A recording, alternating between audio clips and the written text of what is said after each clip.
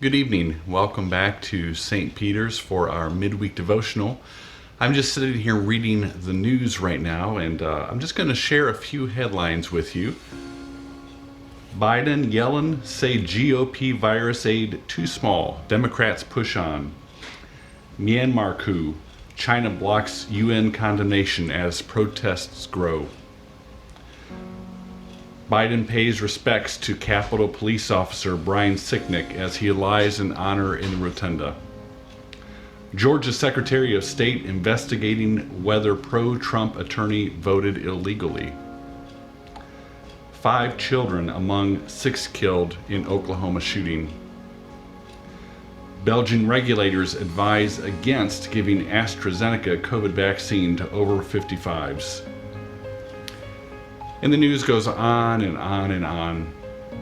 And as I read these headlines and think about all of the anxiety, the fear that we are experiencing, the changes in our society, I am reminded of the first lesson for this coming Sunday.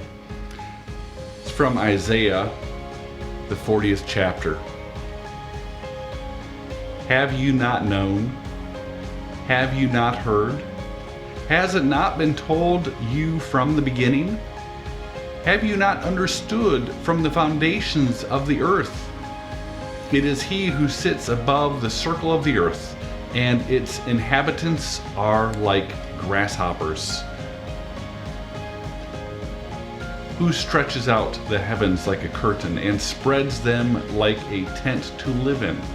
Who brings princes to naught and makes the rulers of the earth as nothing? Scarcely are they planted, scarcely sown, scarcely has their stem taken root in the earth. When he blows upon them and they wither, and the tempest carries them off like stubble. To whom then will you compare me? Or who is my equal? Says the Holy One. Lift up your eyes on high and see. Who created these? Who brings out their host and numbers them, calling them all by name? Because he is great in strength, mighty in power, not one is missing. Why do you say, O Jacob, and speak, O Israel? My way is hidden from the Lord, and my right is disregarded by my God. Have you not known? Have you not heard? The Lord is the everlasting God, the creator of the ends of the earth. He does not faint or grow weary. His understanding is unsearchable. He gives power to the faint and strengthens the powerless. Even youths will faint and be weary, and the young will fall exhausted. But those who wait for the Lord shall renew their strength. They shall mount up with wings like eagles. They shall run and not be weary. They shall walk and not faint. Isaiah here is writing to the people of Israel as they were taken away by the Babylonians into captivity. We have a lot of troubling things going on in our time, but nothing compared to what they were experiencing. The Babylonians had come in and taken their land. They had taken the holy city Jerusalem. These people were left with nothing but the clothes on their back and what possessions they could carry, and they were carted off to Babylon to be assimilated. They had lost everything. And into this, Isaiah shares this prophecy. He compares the rulers of this world to stubble, scarcely planted, easily blown away. God points out that every human being is a creature. We have all been made, and none of us are anything compared to God. My younger daughter, Addie, shared with me this week that We live in a pretty wild time in history. There are so many changes right now. It's probably been the mid to late 60s as far as I can tell from the last time society went through this many changes, and you can trace it back before that to the Industrial Revolution, the American Civil War, on and on. These are times of tumult and change. But I find great comfort in this passage from Isaiah. The Hebrew word for hope is the same word for wait. And so here Isaiah calls the people of God to wait hopefully, or to hope while waiting. And God will renew their strength. And that promises for us as well. So many people today, I think, would be happy just to be able to crawl through life with everything going on.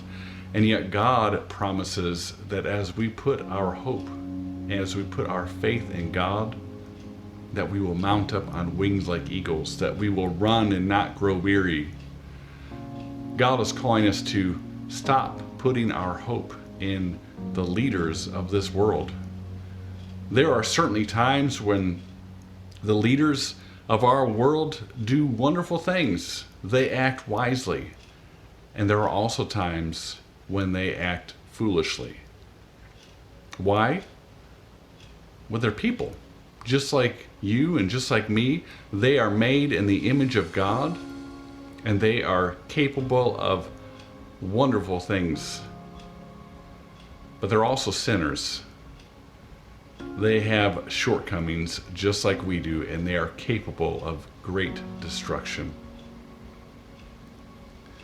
As Christians, we need to be involved in the public sphere, to be a voice of faith, to be a voice of peace and justice. But our faith is not ultimately in these politicians. Our faith is in God. This week, as you read the news, as you watch the news on TV, be assured that we are God's people, that we wait hopefully, that God renews our strength, that we will mount up on eagle's wings, and we will run and not grow weary. Have a great week.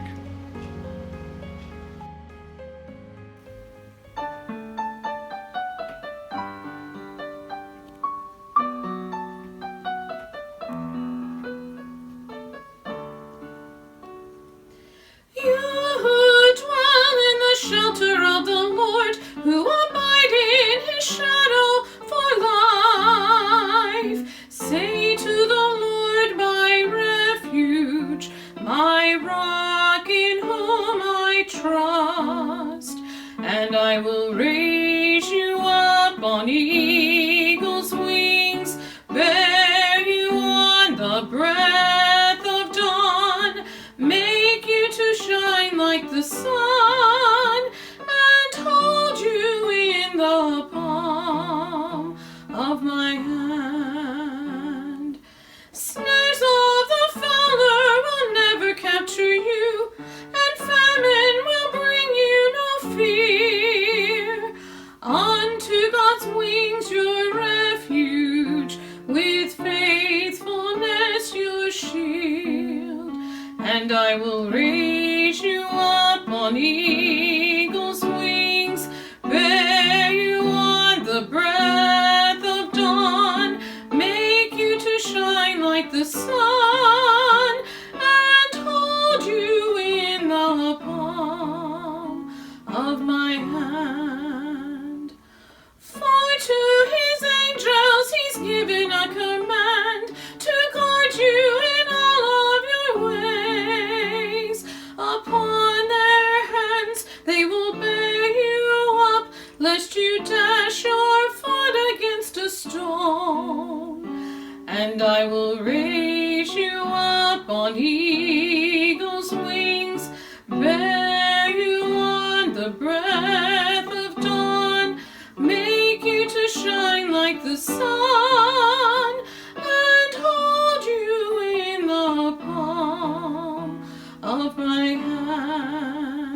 and I will raise you up on eagle's wings, bear you on the breath of dawn, make you to shine like the sun, and hold you in the palm of my hand.